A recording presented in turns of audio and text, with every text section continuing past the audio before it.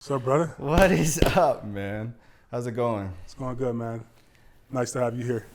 Yeah, so for people who don't know, episode 1, Not for Hire, we're sitting in the living room of Jeff's house. Spot where we can kind of kick it for the next couple weeks and talk through some stuff. Over the last week of planning some of this stuff for the last couple weeks, I guess, people have been asking me a lot, like, why Not for Hire? Why do a podcast? Feels like everybody has a podcast. And by the way, everybody has a podcast. For real. Everybody got a business podcast. Everybody got an entrepreneurship podcast. So maybe tell me a little bit, like, what was the inspiration for coming on and doing this with me and that type of thing? Man, I just felt like our conversations, they meshed, and I felt like a lot of the stuff that we were getting from each other, it was important. And I felt like, man, it'd be pretty cool to kind of get this out to the public.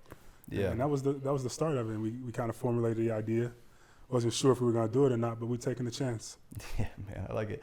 It's funny.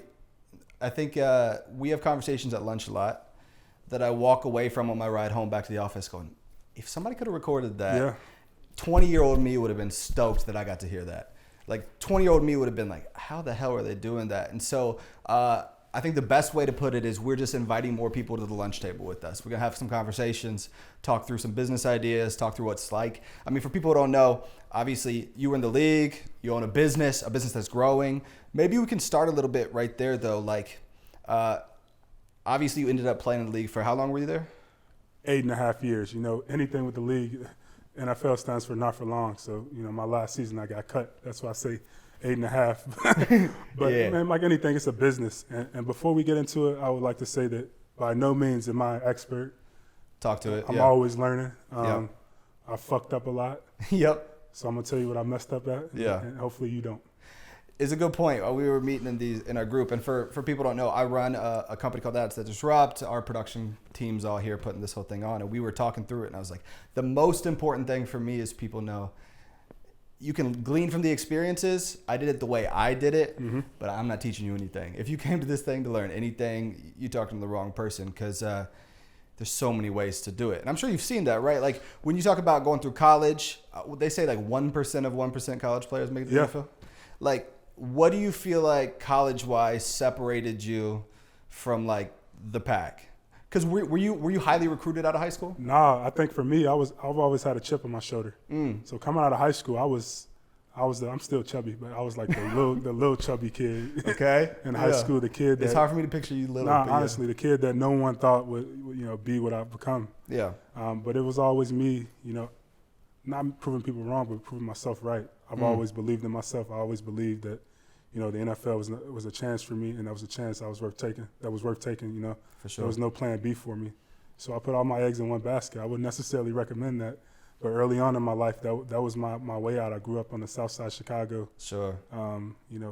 Just my mother. I had 2 older siblings, 2 sisters.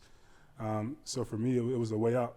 When you talk about all your eggs in one basket, what do you mean by you mean not focus on academic? Like, what do you mean by all your eggs in one basket? No, of course I had to focus on academics, but initially, I'm thinking when I was really young, I'm like, I'm gonna go straight to the NFL, not knowing the process in between.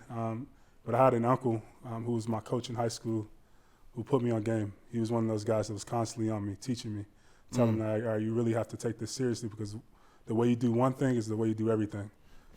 That's the honest truth. So I started to take school seriously. And that's when I started to flourish, not only in football, just in life in general. Started to take everything serious and put my all in and commit to it. Yeah, so walk me back. High school, you're good recruit, decent recruit, you're in Chicago? Nah, man, so that's when Rivals.com, that's like a recruiting service that's very popular for kids. Yeah. That's when I started to come around. I had 0 stars, so it's a star ranking system. You're not even 1? I'm not even 1 star. I had 0 stars. It's 1 out of 5. That's how they rank you. Yeah. I was nowhere on the radar. I'm heading into my senior season, and I went to a camp at the University of Illinois. One of my best friends, his name's Miles. Yeah. Went down there with him, him and his dad. It was my junior season, heading into my senior. Took me down. I went down there not knowing what was going on, but I was down there fighting my ass off. And the coaches loved to see that dog mentality. I didn't give up, and they gave me a scholarship, and right on the spot, I committed. Same day? Same day. Like, on my way back to Chicago, I'm on the highway, I'm cramping up. Yeah. They had to pull over on the side of the highway. I'm rolling down a hill, can't get up. But I committed that day because I knew it was an opportunity that I didn't want to lose out on. And it was one of those things that was just a stepping stone to where I was trying to go. Huge. So you get to the University of Illinois. You played how many years there? Played 4 years. 4-year starter right off the bat. I was. So you show up day one, even though you weren't a big recruit, you still started right away. Yeah. So backtrack a little bit. So I ended up graduating high school a semester early. So instead of going down the fall like all the other freshmen, I went down in the winter in the spring semester, and I was so fucking out of shape. I'm talking like I couldn't make a run. I couldn't lift anything, and it was moments where the coaches would pull me in the office, like, man, what's going on? Like, I'm gonna send you back home. Yeah. And like, you don't gotta send me back home because I'm on the phone with my mom. Like, I don't know if this is for me. So yeah. But thankfully, having a strong mother like I did, she's like, listen, man, you quit. What are you gonna do? What you got next? What you got next? What are you gonna come home to? What's your plan? Besides football, you're down there getting an education. So you can't come back home. You need to finish, get your degree, figure it out, and this too shall pass. It's always been our stance on everything. Each day will get easier. Stay consistent. It takes. She said it takes 30 days to build a good habit, good or bad. So your mom was strong. She had some wisdom. Strong. She stayed on top of me, man. Like there were so many opportunities for me to mess up, but she's always been in my corner. I love it. So you played 4 years. At what point in those 4 years did you know I'm going to the league? My sophomore season, we were playing Purdue, and there was a guy named Ryan Kerrigan. Okay. Tough dude? Tough dude. I'm talking like he was projected to be a top 10 pick. Okay, He led the Big Ten in sacks, destroying everybody. I mean, I shut him down. And this is as a 19-year-old kid. Yeah. Not knowing how good I really was at the time. Just blind confidence, right? Yeah, blind confidence. Yeah. I've always been confident. Like, I don't know where it came from, but I've always felt like I was the best. And I had a really good game against him. And the head coach at the time, Ron Zook, pulled me in the office and was like, listen, man, if you keep doing what you're doing, you're going to have opportunity to play in the National Football League. And I've always believed it, but when hearing it from someone who's had so many players get drafted, that gave me even more confidence, and I really got to work.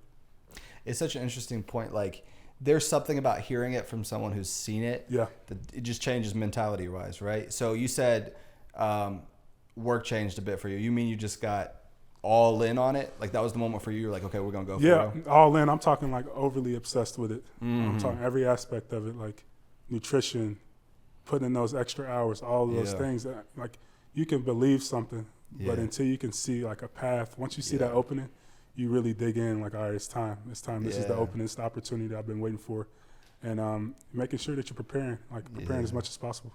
I have a feeling that term obsession will come up a lot in our stories, because I think it is something that separates people. Like, you look at, there's way more talented people who did run businesses that don't anymore than probably me. For sure me, maybe you. Like, there are some talented people, but they seem not to have that, like, obsession thing.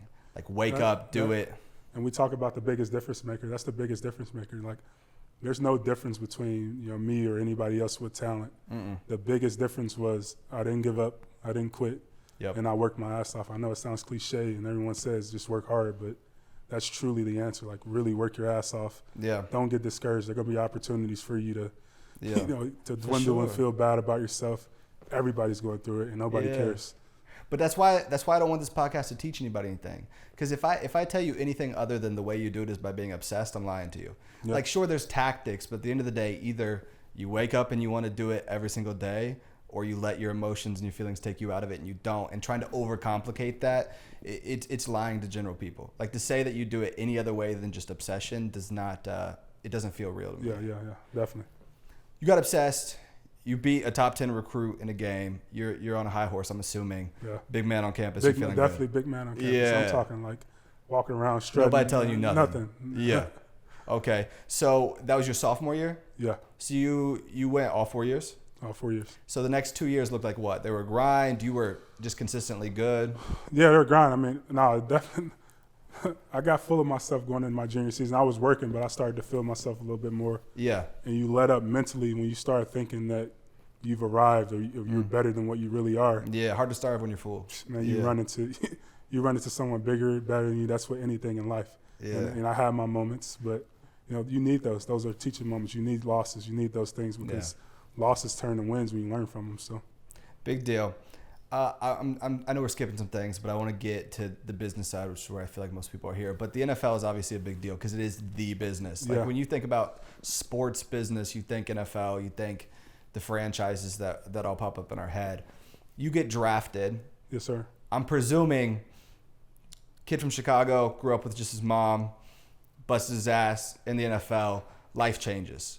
Definitely. Immediately. Yeah. Like financially, your future. All types of ways. Yeah. So talk to me about that. When you knew it was real, what happened when that changed? Was it overnight? Was it gradual? Man, it was overnight. Yeah. I'm talking immediately. Like I got the call. When I got the call, the Miami Dolphins were on the clock. So I'm thinking I'm going to Miami. Okay. Okay, I'm going to Miami. And you're 21 right now? Yeah, I'm 20 actually. Oh, so Miami's the spot. I'm getting ready to go to Miami. Yeah. I'm like, this is going to be great. Mm-hmm. And I get the call, and it's the Kansas City Chiefs. I'm like, the fuck is in Kansas? You've never been. No, and that's what I'm thinking as a kid. I don't know anything about Kansas City. I get the call immediately. I talk to the media, talk to the coaches, and right after that, my phone's like constantly ringing, blowing up. All different. Everybody you know. Everybody. And people you haven't talked to in 5-10 years. All types of people. Exactly. So that's an interesting dynamic. We'll get into that other episodes. Yeah. But fast forward to me getting to Kansas City in my rookie year, it was the best possible place for me to go. It ended up being one of those places that just nothing to do, so you could focus on. Like what about it was? There's stuff to do, but it's one of those cities where it's not too big, it's not too small. Sure. Yeah, that makes sense. But it was just a good community feeling. It was a good place. Great leadership in the locker room at the time. There were a lot of good veteran guys that could kind of put me on game, to stop me from making bad decisions. So I was very thankful to land there. Man, enough about me. Let's talk about you a little bit, man. You went from a guy that, started at the University of Arizona State. Arizona? Oh, you don't know that? Yeah. Arizona. Tucson. Same thing, man. Okay. It's not the same thing. Okay. But, man, you slid in my DMs, man. Talk about interesting Hold on. Let's slid in my DMs. Let's be clear. My business partner slid in your DMs. Okay. I don't do the sliding. He did the sliding. It was Alex first. So we did the DMs. I saw Cookie Society stuff. We're in Dallas, obviously. So I run a marketing company, advertising online, all that stuff. And he reached out. But did you tell him to reach out? Yeah. Did you tell him to reach out? I did. You know what happened is I saw your name on a post. Okay. And it was something, I can't remember if it was the PA, it was like PA player or something. It was about business and NFL stuff. Gotcha. And you commented on it about the Cookie Society. And I was like, well, that's right in Frisco. So I had him reach out and DM about setting up some time to talk. Ended up being some mutual friends. Stuff worked out in the right way. And we hit it off right away. Man, let me tell you this, man. What I appreciated the most about the way, Alex hit my line or my DM was it was like an organic approach. For sure. He wasn't trying to sell anything. Yeah, no. It was a more like, this is who I am, this is what I do. Yeah. And not only that, he came into the store and did his own video. That's what kind of sold it for me, because a lot of people talk a lot of games, say what they can do. Mm-hmm. This is what I've done, but you've never worked with me. So it's all speculation. Business owners, I guess, they don't believe it until they see it. So it's for true. y'all to show it's me, super hard. It was awesome. Yeah, like the thing about us is, and especially when we were early on, because you were like right at the beginning of ATD. Because, okay, so for people who don't know, I did University of Arizona for a bit. I was in an internship when I was in my teenage years. And I was like you, man. Like, my mom would always be like, here's some lunch money. And we didn't have money growing up or anything like that. And I was like, I'm good. She's like, how you getting the money? And it was like selling stuff at school, flipping candy, flipping whatever I could find and selling it around. And, it's like somewhere around 16, 17, I was like, okay, I for sure can I don't know when it's going to happen, but I'm going to figure out how to do something for myself, because I detested working for people. I had a couple of jobs when I was in an internship, and I was like, I don't think I could do this for the next 10 to 20 years of my life. I think that's something that a lot of people in entrepreneurship share. I can't work for people. Definitely. That's why this show's called Not for Hire. I remember my first ever job was, besides the NFL, that's a job too. Yeah. But my first ever job was, I worked at a candy warehouse. And I worked in the back. I'm talking inventory, stocking things, moving pallets. I'm 16, sweating 8 to 9 hours a day, then going right to football practice in the summer. And I remember I worked for 2 weeks. I got my first check and I was like, man, this is all I got. And that's when I learned about taxes. I was like, listen, I'm not working this hard just to make this. I really have to get to it. So that's we're gonna go more into my background for a second, but can we talk about the first time you realized taxes were a thing? Because I had a similar experience the first time I had made a check that I was like, oh, that's real. Yeah, that's definitely real. I realized that in high school, but what really hit me hard was when I got that first NFL check. I got my signing bonus, and literally half of it was gone. 18% of a couple thousand is a whole lot different than 50% of a few million. Yeah, a whole lot. It's a whole lot different. A whole lot different. I'm thankful I didn't buy anything before I had it, because I didn't know they were going to take that much. Yeah. So I flipped a couple online stores when I was a teenage. I got into like e-com stuff and found my way into software, whatever else. But I had an agency, not the one that we do now, Ads That Disrupt, that really, it took off and did really well. And it's the first thing that ever like made me real money, like what we consider like buy power. Being able to take that money, go out and do other stuff, get into real estate, whatever else. And it's weird how we've talked about this at lunch before, but there's a little bit of carryover because I was putting everything back into the company for a long time. Like my mom was like, you got to go get a job. Because I had a company that was growing, but I wasn't pulling any money from it because I was just like, I know there's a threshold where at some point I'm going to invest enough back into it that it's going to be so good that I'm going to be able to pull a lot out. And it was a span of about 7 days from the time that I had about $3,200 in my bank account before we cashed like what you would consider like your signing bonus or a first big check. It was like this, like literally there it happened. And the way that it happened for me is I just pulled the money out of the business account. I was told for CPA I was good to go. And I guess in his head, when the CPA tells you, hey, you're good to go, this is your income, you think, all right, well, let's go spend it. And it was about 35 days later that I got my email from him with my link to wire my taxes for that money that was given to me when I realized that. The self-employment tax, it gets you every time. I didn't have any money to give to him. I think I'm going to need to do another round from the business of funding, so on and so forth. And so taxes are a terrifying thing.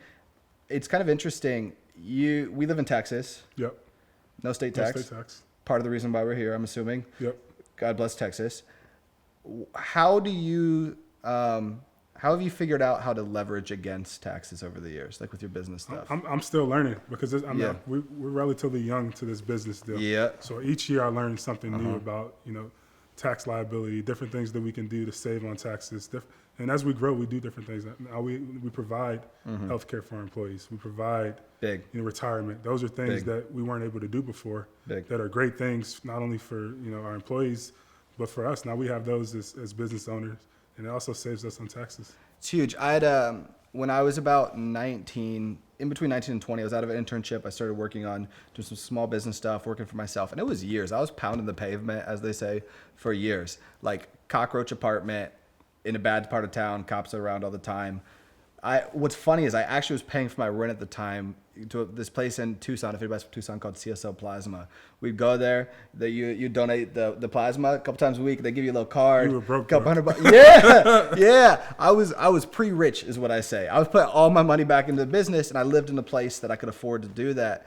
And it was years like that, like for real. But I realized very quickly I knew nothing about how money worked. Like nothing at all about how money worked because I'd never been around anybody. And I sought someone out who's a very close mentor to me now still, who did financials and was in more of the private equity space, which is where, and we'll get to in later episodes, where I've kind of ventured into. But he taught me really quickly, like rich people go for income, but wealthy people save their assets. They invest everything into how can I get more equity out of places.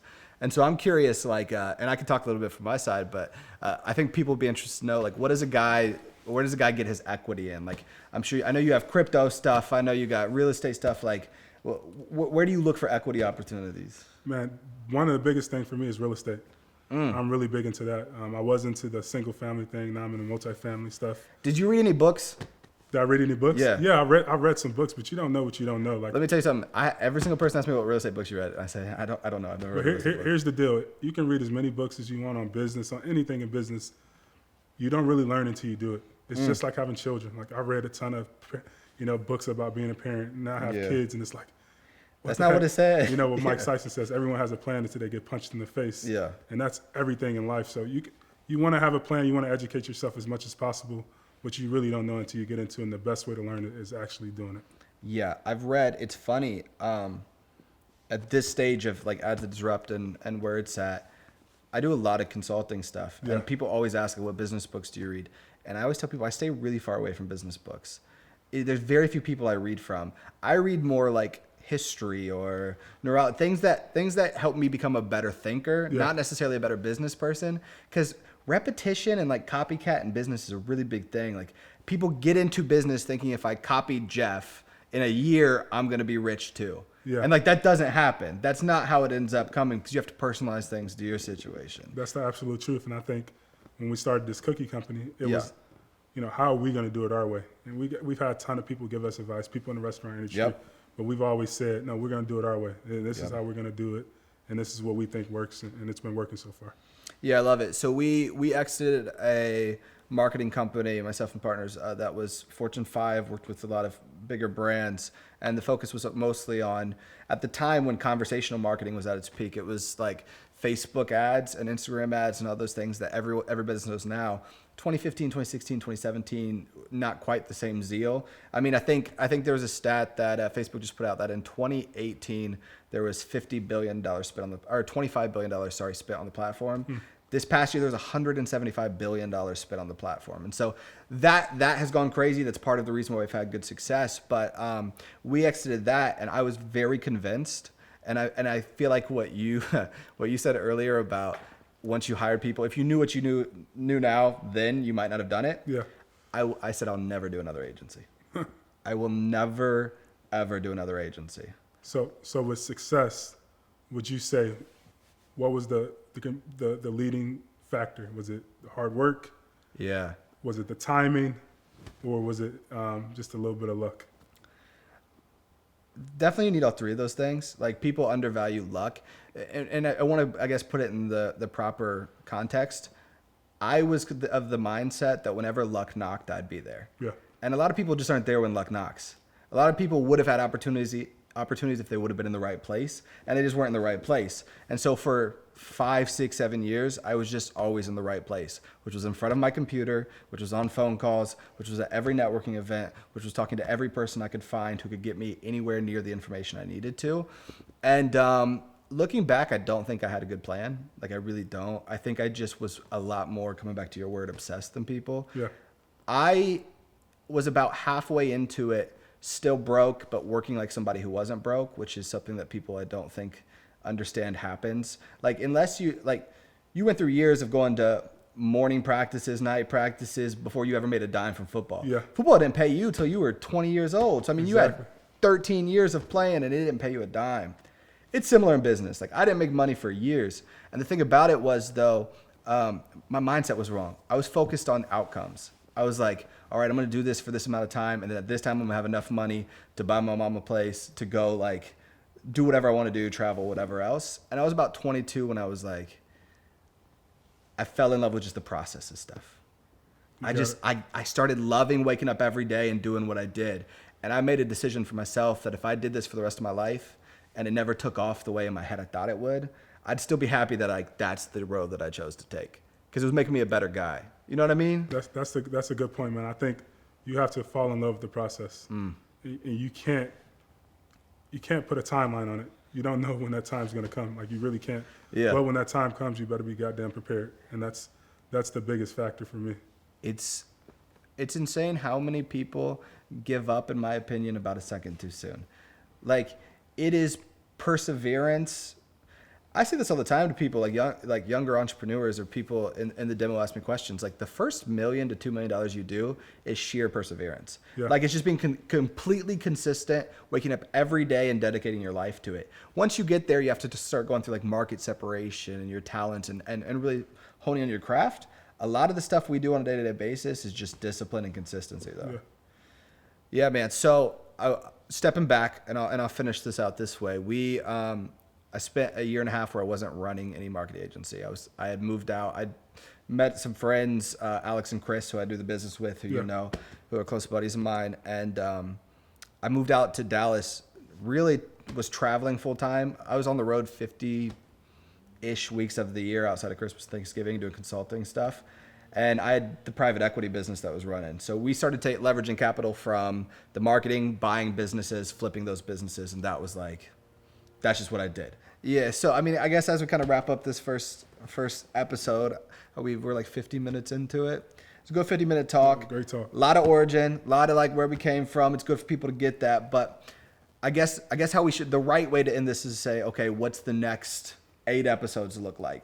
So obviously interesting people. You know a lot of interesting people. Yes, sir. I know a lot of interesting people. Some interesting guests this year too. Yeah, a lot. And so we're gonna bring people on who we think can add a lot of value to the audience, who has experiences, can kind of bring light to maybe what they're going through or what they would like to go through, so on and so forth. And then really talking about the dirt of stuff. Like I think a lot of podcasts in business spend all their time in the clouds. They're talking about the macro, we made this, we did that, whatever else. But we're real operators. Like you run a business today. Where were you at when you showed up? I'm going to say this, late to this podcast. Man, I was at a construction meeting. So we're opening our second brick and mortar, which is delayed. It's about 4 months behind schedule. Mm-hmm. It was originally supposed to be in supposed to November? Open in November, yeah. Mm-hmm. We're not going to open until March. Mm-hmm. So dealing with that, and it's an interesting time. You're dealing with the pandemic still, supply chain issues, all these different things. So everything's unpredictable. So you're dealing with contractors, building owners. You're dealing with licenses through the city. Yeah. You're dealing with employing people, getting your manufacturing stuff off the ground. You're dealing with your whole commissary stuff. You got 1,000 things going on at Cookie Society as you're growing. Yeah, managing people. I mean, I've had my management hired for that store since October. So they're getting they're getting impatient right now. And I'm thankful for them. So we want to learn about that. And I'm not going to sit here and interview you. We're going to talk about specific things, like what it's like to do that, what things we're working through. As we grow, the people will grow. Exactly. So as ATD goes from its first year celebrated of a few $1 million in revenue, and we're going to 20, 30, 40, 50, we're going to share exactly how we're doing it, what's live. I'm going to throw some employee information out here. I'm going to talk about it all. I don't care who on the other side of these cameras don't like it. We're going to be right there with you, man. Yeah, it's going to be cool. All right, well, that was a good episode. Let's jump into some headlines. What's going on in the news? The first one is 30-second Super Bowl ads. Spots are selling for a record $7 million. It's a lot of cookies. That is a lot of cookies. How much? You played in the Super Bowl? Yeah. Crazy. Yeah. Super crazy. How much were ads in the ad space at that time? Do you know? I don't remember, but I do remember hearing something not too long ago where it was like $1 million for. Yeah, it wasn't that long ago. Last year, I think it was only 5.5. So when you're talking about a 1.5 million jump in a single year, that's crazy. So let me ask you this: Cookie Society gets the opportunity. You got that cash flow. You can spend 30 seconds guaranteed to win the bid. Most people don't know it's a bid. So like you're not guaranteed just because you're willing to spend the money to do it. Yeah. They choose who they want to be on there. But say that we could approve it. You think it's better to spend $7 million on 30 seconds Super Bowl or $7 million on marketing and other ways for your company? It just depends on where you are in business. If you're a company like, Pepsi, then pay for the Super Bowl. Yeah. But if you're Cookie Society, spend it elsewhere. Like, I'm not there yet. So you mean if you have $1 billion in the bank? Yeah, if you got $1 billion in the bank, you're one of those legacy brands that no one knows. Yeah. You're not going anywhere. So. Yeah. Clearly, I mean, I saw the numbers they put out of how many people. It'll be more people this year watch the Super Bowl than any year ever, which is crazy to think about, at least projection-wise. And so a lot of eyeballs. The thing about the Super Bowl commercials is if you're not funny, like funny seems to be the thing that delivers best. That's what is always shareable. Yeah. It can either be the best upside of your business or it doesn't really move the needle and you just wasted $7 million. So exactly. Let's move on. What do you got, guys? DoorDash will begin lending restaurants money with its new Doordash Capital program. Genius. Great Do move. not go to the bank if you can be the bank. Yeah. That's crazy. So how are they doing it? Because I remember you saying something about it. So basically, the new program will allow financing and for hiring and marketing, and then the restaurants will be able to repay the advance through the purchases made on the app. Do you know the interest rates on that? Have they announced that? I don't know. I actually read this article earlier. I think that they said that there's no interest. It's 10%. It's a 10% fee flat on it. Yeah, it's just like Square. Then Square's doing that too.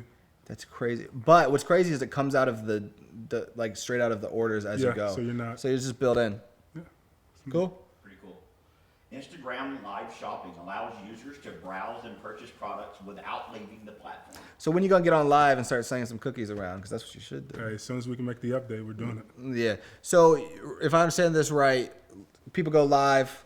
Right now you can Instagram shop and you can tap icons. Now what you can do is as you're live, you can actually have people buying. So you can be like, look at the shirt I'm wearing, I'll buy it right now. It's the metaverse. Yeah, the metaverse. We need to do an episode on Web 3.0. Yeah. That's what we should do. That's a good one. Okay, what else you got?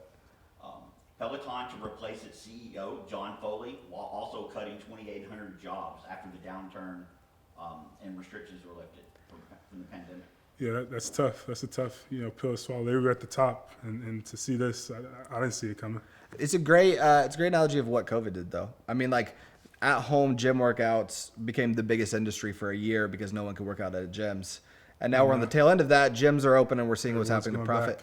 they way over leverage themselves. So it sucks. I will say it was sad and funny as a mixture between seeing the Zoom conference they had with the CEO in there and like half of these 2,800 employees jump into the Zoom chat saying stuff.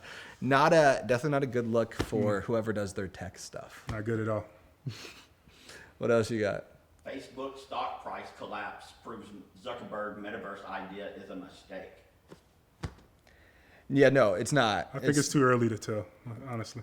I disagree completely. It's not a mistake. Here's the thing. Like, okay, when Spotify signed with Joe Rogan, they were at like 2 times the valuation they are today. Anytime that you're a publicly traded company, people are going to go off the highs and go off the lows with you. Right now, people are so split on this, and it's such a like high button issue that people are just taking advantage of buying and selling the stock as best they can, right? So stuff comes down, we're gonna get a bunch of rebuys, it's gonna come back up. In 5 years, it'll be rebounded. We'll all be doing this podcast from Web 3.0, and it won't matter. I'll be looking at you through my virtual glasses. I won't even be able to see you in real person. And you, I won't either. You'll look like somebody who is might be faster than me.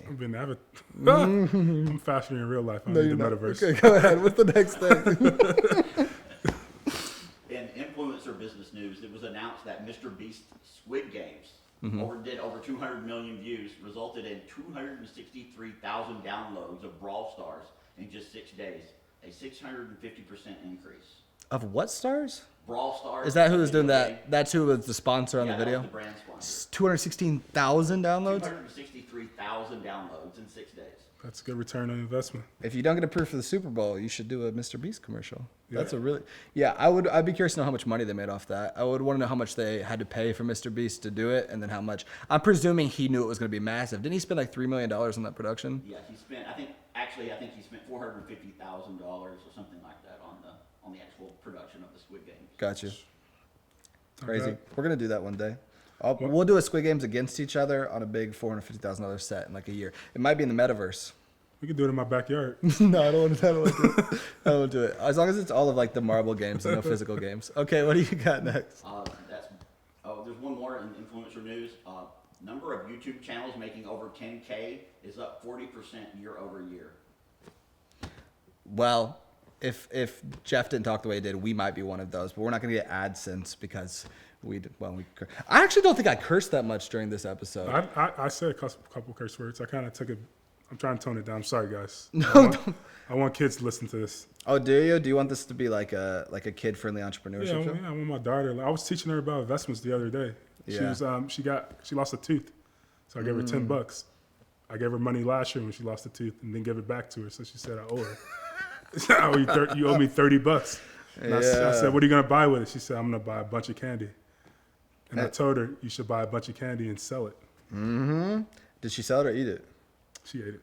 Yeah, well, not a great end to that story, huh? They'll learn eventually. Cool. This has been fun. That was the last headline, right? This is a lot of fun. We're going to keep doing this. Current events is fun.